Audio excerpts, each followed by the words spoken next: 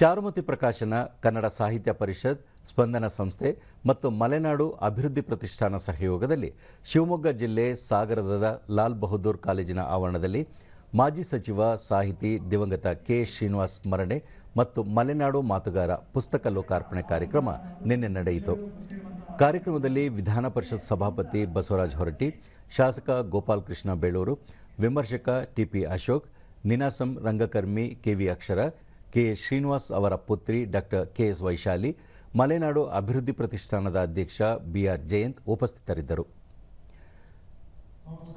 ಸಭಾಪತಿ ಬಸವರಾಜ ಹೊರಟ್ಟಿ, ದಿವಂಗತ ಕೆ. ಶ್ರೀನಿವಾಸ್ ಸಚಿವರಾಗಿ, ವಿರೋಧ ಪಕ್ಷದ ನಾಯಕರಾಗಿ ಅತ್ಯಂತ ಪರಿಣಾಮಕಾರಿ ಕೆಲಸ ಮಾಡಿದ್ದಾರೆ.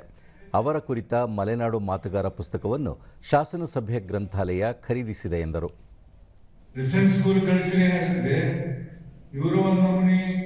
ಕಿರಿಕಿರಿ ತಪ್ಪದಿರೋದು ಅವರ ಆಡಳಿತ ತಿಂಗಳಿಗೆ ದುಡ್ಡು ಕಳ್ಕೊಡ್ತಾರೆ. ತಂದೆ ತಾಯಿಗಳ ರಿಲೇಷನ್ ಇರಲ್ಲ. ಶಾಸಕ ಗೋಪಾಲಕೃಷ್ಣ ಬೇಳೂರ, ಮಲೆನಾಡಿನ ಮಣ್ಣಿನ ಗುಣ ಅತ್ಯಂತ ವಿಶೇಷವಾಗಿದ್ದು, ಯಡಿಯೂರಪ್ಪ, ಕಾಗೋಡು ತಿಮ್ಮಪ್ಪ ಸೇರಿ ಹಲವು ಶ್ರೇಷ್ಠ ರಾಜಕಾರಣಿಗಳನ್ನು ರಾಜ್ಯಕ್ಕೆ ನೀಡಿದೆ ಎಂದರು.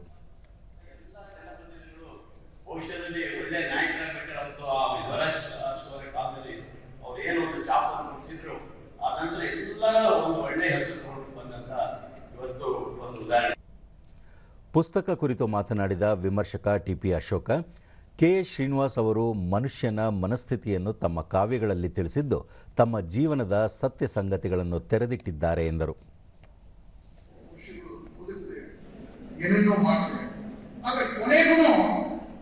ನನ್ನ ಜೀವನದ ಅರ್ಥ ಏನು ಅನ್ನುವ ಪ್ರಶ್ನೆ ಉಳ್ಕೊಂಡಿದೆ.